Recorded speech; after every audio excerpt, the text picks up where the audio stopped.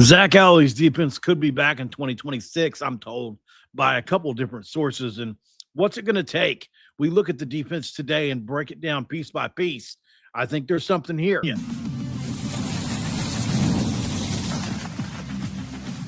You are Locked On West Virginia, your daily podcast on the West Virginia Mountaineers, part of the Locked On Podcast Network, your team every day. And what is up, guys? Welcome back in. My name is Mountaineer Paul. I am your host here and would love to welcome you back in to Locked On West Virginia.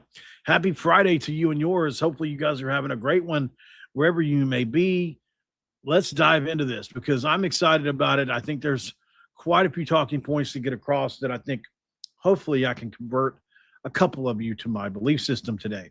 Thanks for making Locked On West Virginia your very first listen of the day and for being a part of the Locked On Podcast Network, the number one sports podcast where we love talking about your Mountaineers, the Mountaineers, every single day. My laptop is plugged in. I'm ready to go. Let's dive into it. Like I said, on today's show, we're going to be talking about who can make an impact on this defense. We've talked about certain guys here and there, but we're really going to dive deep in this, and look at who can be some impact players for this defense. And we'll get into some different players than we normally talk about. And, Zac Alley himself, can he do it? What does he do on defense specifically? What did they do well last year that could carry over till this year? What could they improve on? And just what's it going to take? Can he fix it? And by the way, I'm being told, yes, he can. So we'll start with that. Spoke with two sources today. As I was trying to figure out what I do daily. I usually wake up and think about some of the topics that I have on my board that I've made, where I have, anytime I think of a topic, I'll just write it down and I'll consult that a lot. And, when I was looking at that today, Zac Alley ? Something with Zac Alley was, something I wanted to do. Started thinking about, well, what can I do about Zac Alley? I've talked about, the defense a lot, what they did and who they have, but I've never really talked about the concept of can he fix it? But, outside of my opinion, I didn't really have a lot to go on. So I reached out to a couple people who, number one, were, at practice in person watching. Number two, maybe don't have as biased of a stake in this as maybe I do. So that was kind of the route that I chose to go. I got some interesting takes. I also asked a couple people who maybe do have some bias, whether it's a son of theirs or a nephew of theirs, whatever it is. Everybody has different feelings as to what this defense can be in 2026. But overall, I got the same vibe from most everybody except one person who said, they just don't know what they're going to do at corner. That's what one person said. For the most part, there's a lot more really good players on this defense in the back end than people realize. We'll go over some of those. And, one person said, the linebacker room is going to be the surprise of the team. So there's a lot of different aspects to this. But, for the most part, two of the people out of the 4 or 5 that I spoke to overall talking about this really felt like he could turn this thing around. So I thought, well, we'll do a video on that and just kind of talk about what these people said that they can do. And I wrote some stuff down. One of them is a coach, just to be totally honest with you. And so I got some really good information. So my answer is going to be yes, but not because West Virginia suddenly has, elite players at every position. I just believe Zac Alley can fix his defense in 2026 because I think some of the personnel fits really well with what he wanted to run and wants to run. And they're significantly more athletic as a group than what they had last year. So the pieces finally match the philosophy to an extent. So look at last year's defense. Wasn't completely broken if you break it down piece by piece. The 2025 defense, well, you will find evidence in there that Zac Alley was doing pretty good work last year. You just didn't know. Top 15 nationally with 6.5 tackles for loss per game. West Virginia recovered 9 fumbles, which was top 25, 23rd nationally. They forced 20 total turnovers, which was 36th nationally, and 2.33 sacks a game, which was 42nd nationally. So if you can replicate all those numbers again this year, you're going to be in great shape And those aren't numbers of a defense that had no identity. Like, they're numbers of the style that Zac Alley plays. And that's kind of what I want to get into here, because his style, the way he calls plays, the way he does things generally, create these kind of problems for an offense. Tackles for loss, havoc rate. A lot of times there's interceptions because you're speeding them up. The whole thing. And sacks, obviously, forced fumbles. They're not numbers of a defense that had no identity. It's numbers of an aggressive defense that can cause chaos, right? So, I think West Virginia was able to get initial pressure and didn't always get home, but that's the difference. I think the problem, it wasn't that his aggression created nothing. The problem was that the defense was too often dependent upon that aggression to work in immediately, right? Like, you can't be aggressive every play. You have to be able to do other things. If all you can do is be aggressive because your personnel, that's going to end up being a problem. People are going to figure you out, even if they're playing freshman quarterbacks. Like, when you're sending 8, it's pretty simple. Like, I know what my checks are. So when the defense kind of fooled the quarterback, West Virginia would usually create a negative player turnover, right? When it didn't, the Mountaineers didn't have enough speed or length to recover, and with blitzing and everything else, to recover from like a moderate gain to a big one in some cases, and a touchdown, which we had a lot of breakdowns last year. Not as much as the year before that, but a lot. So here's where I want to talk about the defense itself.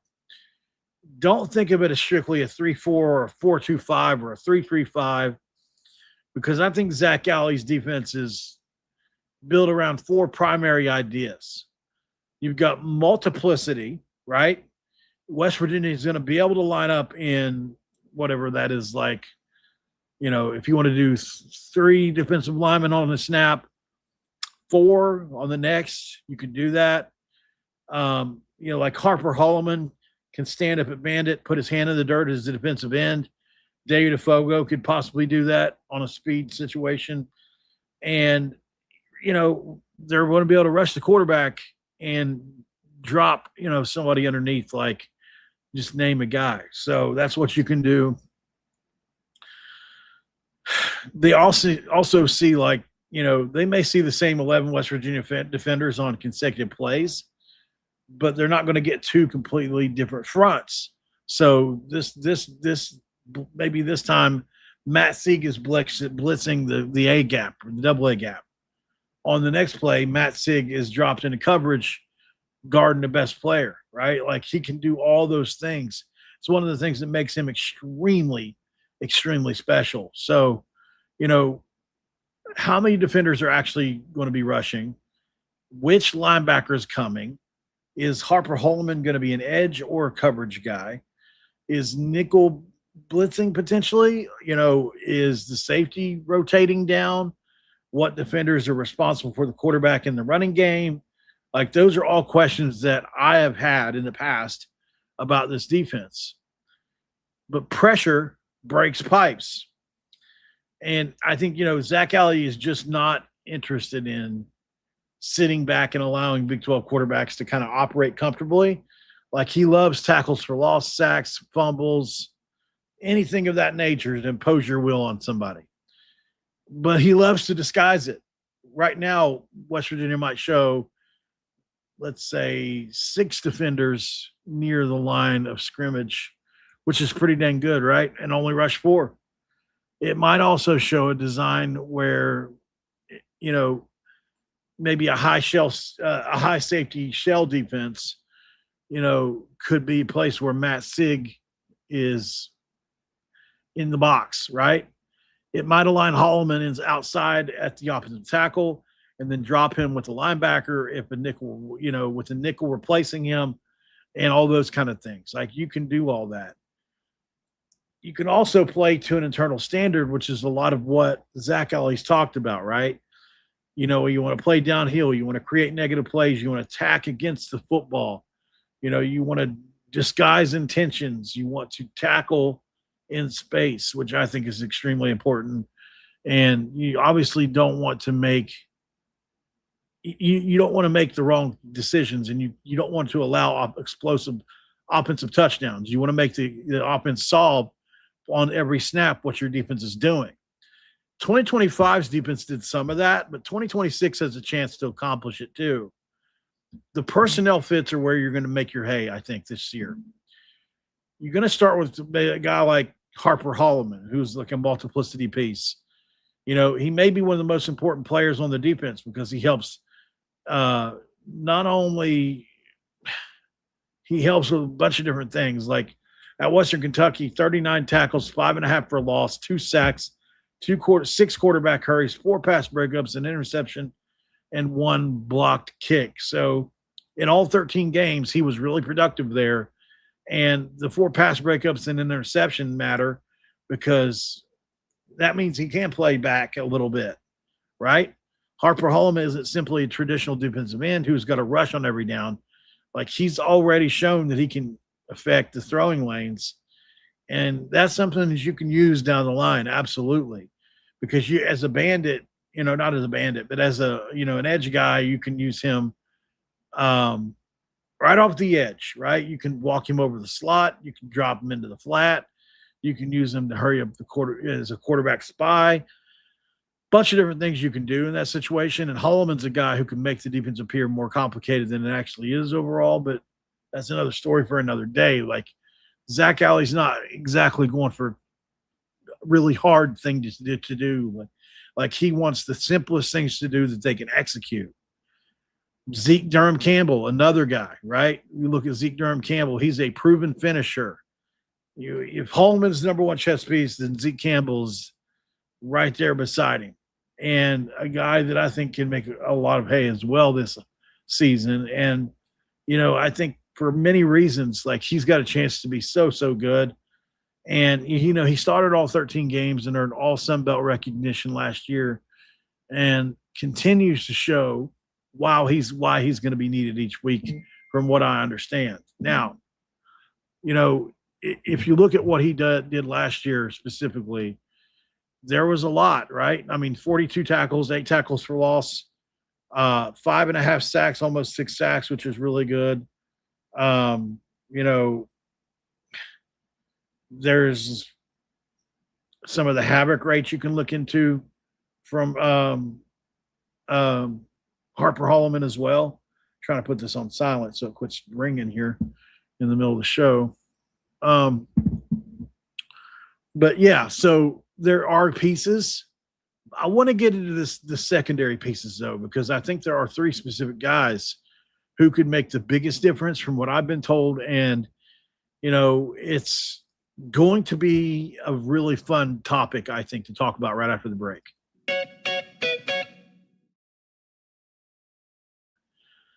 Look, guys, we love talking about our friends today from FanDuel. And right now, FanDuel has it going on, fellas, especially when you consider that they have done a lot. And when you consider what they do for us on the daily, especially, they are absolutely crushing things right now. And for good reason, right? I mean, we all get it. We all know they're doing good things and big things. So if you want to talk about, you know, okay, like baseball fans, if you think you know who's hitting a home run today, FanDuel is going to give you a free chance to call your shot with daily dingers. It's an easy way to play. All you have to do is make your pick for free, and then who you think will hit a home run in that game or whatever. It can maybe make you some good money because if you're right, you're going to receive a profit boost on the next bet before a chance at extra innings. If you best of all, you're going to get a free pack every day throughout the Major League Baseball season. Daily Dingers is another fun way to stay kind of engaged here. And whether it's, you know, somebody else or yourself, every day's games is going to be a situation where fans are going to be having a great time. And whether you're following your favorite team or keeping an eye on matchups across the league, every game has something and someone capable of going deep. Now you get a chance to make your prediction before the first pitch. So sometimes it's a hitter who's been on a hot streak. maybe a favorite pitching matchup, or even a ballpark that trends to give them give up home runs, I should say. Those are not the first things I look for before making a digital dingers pack. I mean, I think at the end of the day, there are certain players that when they go to the bat circle, on deck circle, you kind of feel like something big can happen. That's what makes daily dingers very fun. You get to go back to the player you think is ready to hit a deep ball that day. So are you ready to play your game today? Join at FanDuel.com. That's FanDuel.com to play daily dingers and make your free pick on who's hitting a homer. Play FanDuel swinging for the fences on FanDuel, an official partner of Major League Baseball.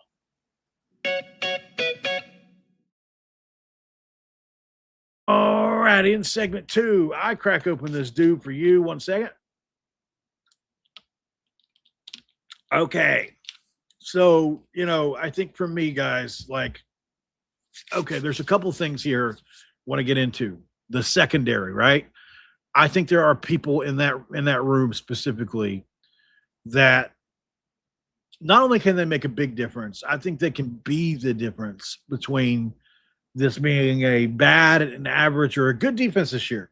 I'm not predicting it's going to be an elite defense. I don't think anybody can safely say that without seeing how some of these guys perform in some roles, like corner specifically. Defensive line is a little bit of a worry. So I get that, right? You can totally see how that's possible, right? Well, I think for me, looking at this, from my perspective, there are a few guys that really kind of, stick out pretty far as to people that can make a big difference. I think Chams Diagne, or however you say his last name now, I've heard people say it differently here recently. 6'3", 208 pounds. One of the largest men you'll see for just being 6'3", from what we hear. At Georgia State, he played 10 games and recorded 25 tackles, 3 pass breakups, and interception.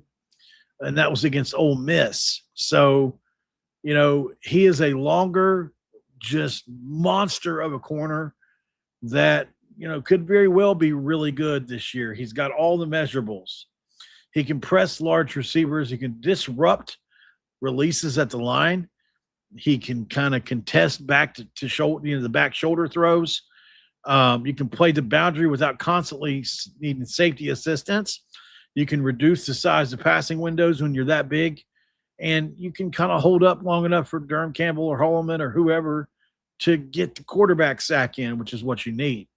So, it's this combination of jamming receivers and not letting them get off their route, throwing the timing off of the route, and letting your pass rushers do their thing. If West Virginia can do just that, it'll make a huge difference this year. Certainly easier said than done. And he needs to make the quarterback hesitate, anyways, at the very least. So if press coverage forces a receiver to spend an extra half second escaping the line of scrimmage, then you can theoretically assume that another half second could be the difference between a clean completion and a sack. That's just the truth of it all. How many plays have we seen in the last couple of years where we're just there and we don't make the play?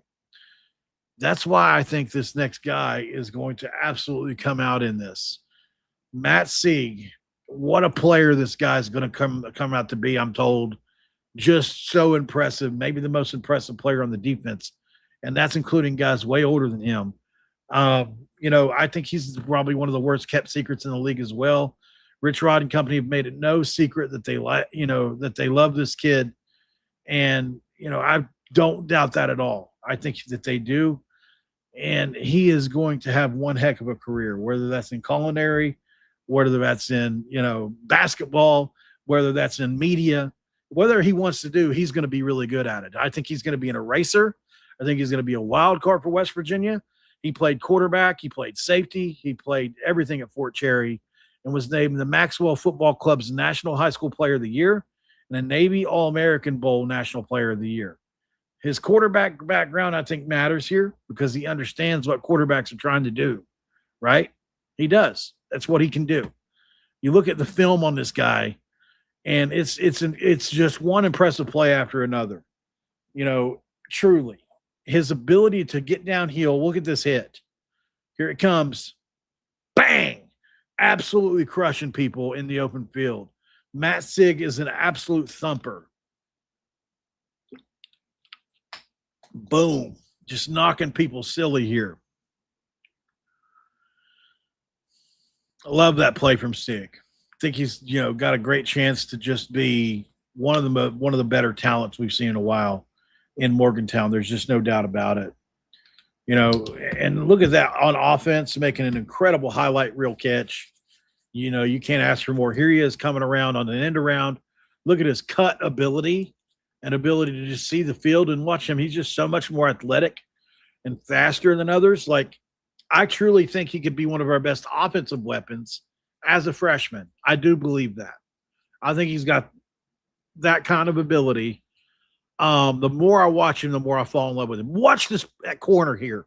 Watch him mirror the receiver so perfectly and then make the pick on the sidelines with 2 feet in. That's elite stuff.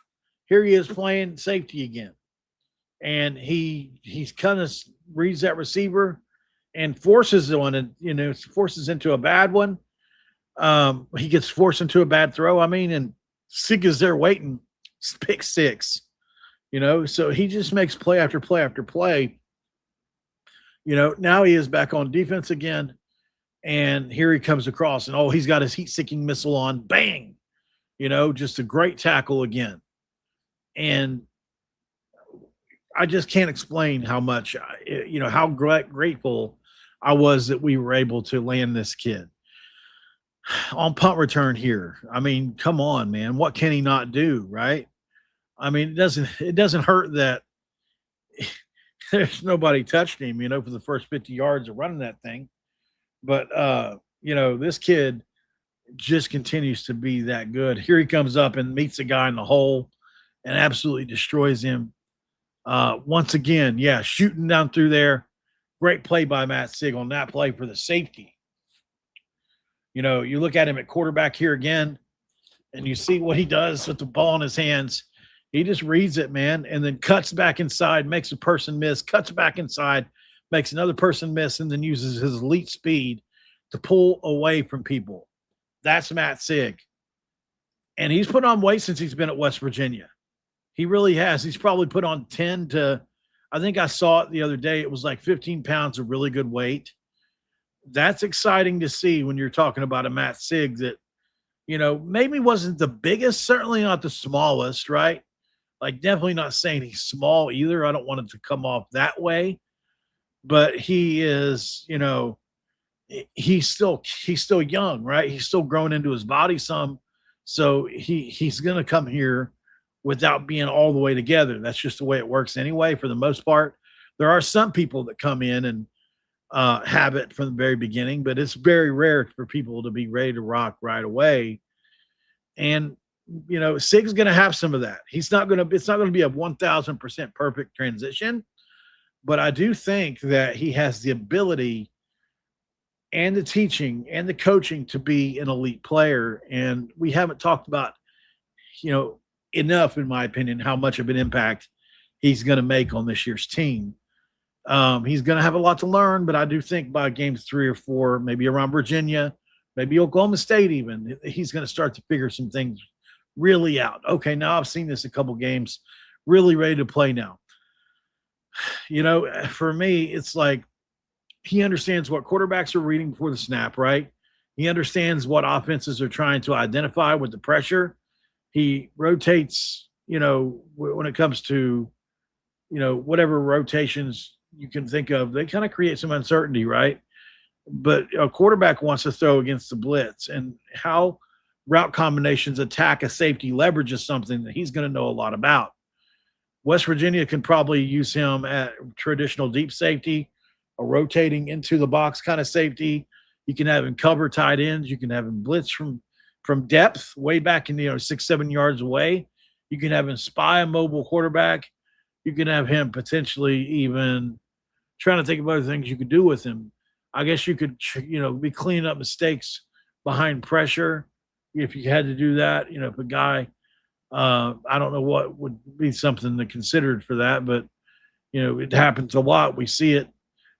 Sieg is a guy that can potentially exploit that, and I think he will this year to a certain extent, especially in his first few games. So, but he does not need to know the entire playbook or the defense immediately. Like, let's actually give him a football package or a couple here. And you never know, right? Like, by the time it's time to play the bigger games of the season on the schedule, maybe he'll be at a point to where he is ready to rock by himself. If he's not ready to rock by himself, he may end up changing some positions. But at the end of the day, like I said, I think Sieg's going to be a monster pickup for the Mountaineers. And when you look at his overall profile, we just played some high school stuff from him.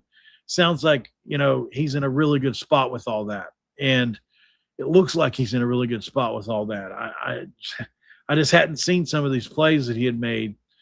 Really, really, really big time pick for him. I think he's going to be one to watch for sure. Ben Cutter, there's no doubt about he's going to be a monster pick to look out for the West Virginia defense. And Geimere Latimer. We can't go without my guy, Geimere Latimer. So we'll go ahead and go a quick break here. We'll come right back out, and let's talk a little Geimere Latimer. What does he add to this defense right after the break? We'll be right back. All right, guys, talking about our friends today from GameTime. And right now with GameTime, if you didn't know, let me check it out for you really quick.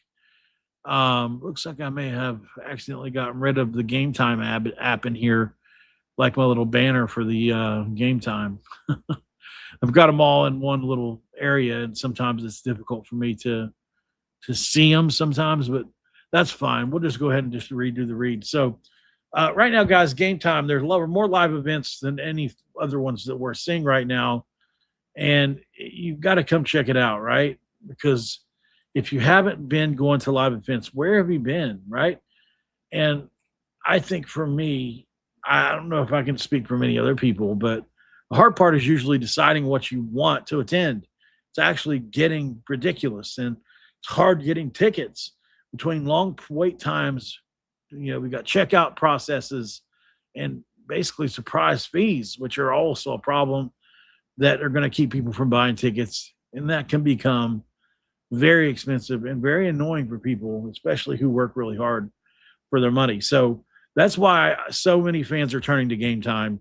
It was an app that's built by making tickets simple and upfront pricing, seat views before you buy, exclusive savings opportunities that is going to hopefully help you get the events you want without the usual hassle. And when you look at, okay, for instance, I think, if you want to have a bucket list item or a bucket list event you want to go to, this is certainly something you can do. Or, I want to know exactly what my seat will look like in the app before I pay. And GameTime is going to help me do that 2 things ahead of time. I'm going to be able to buy tickets with a lot more confidence by using GameTime. And right now with GameTime, if you want to take the guesswork out of buying your tickets of every type on the sweet GameTime experience, head to a couple of things you can do with this. GameTime.com, or you can go to the GameTime app, create an account, and use code Locked On for $20 off your purchase where the terms apply. Again, create the account, and redeem the code LOCKEDON for $20 off your GameTime app, and do it today.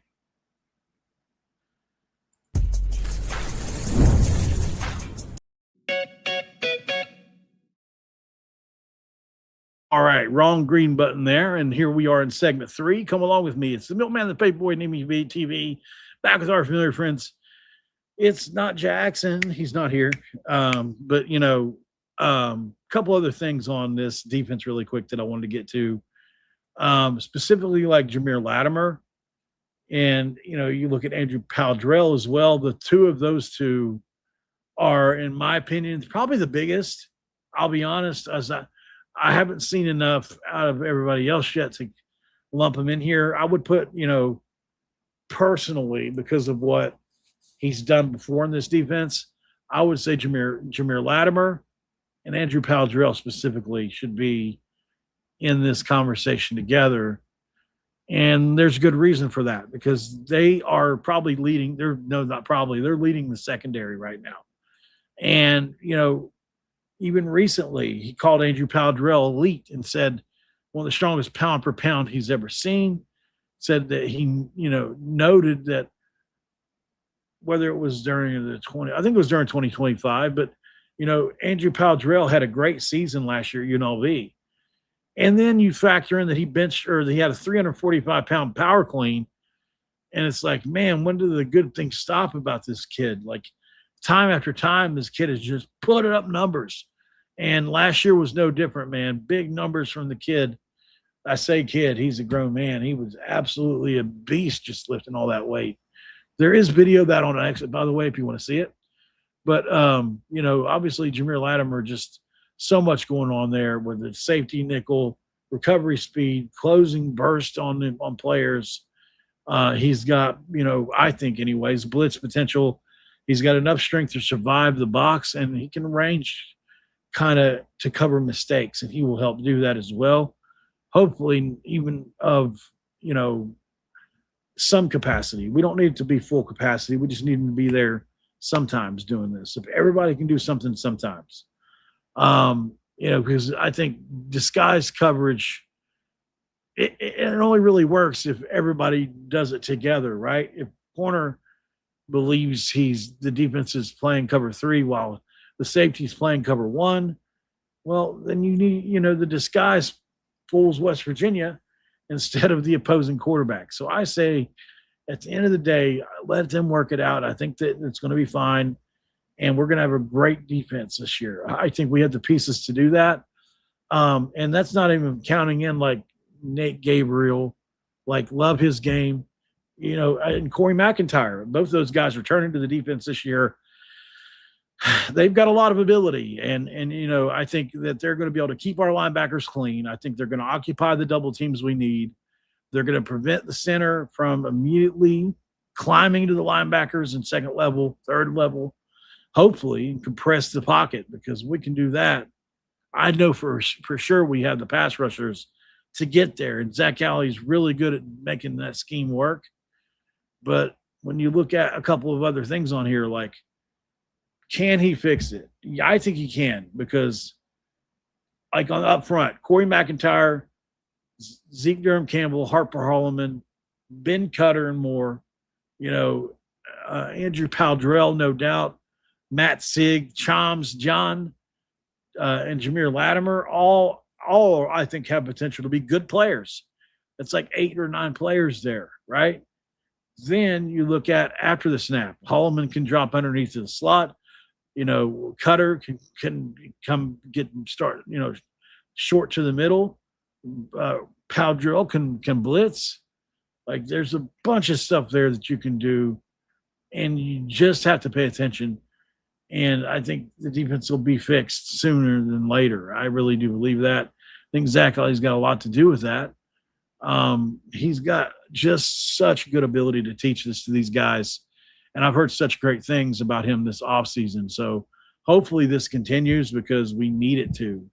We really do. I'm looking forward to Zac Alley press conferences again and Rich Rod press conferences again. It's been too long without some good week-to-week press conferences.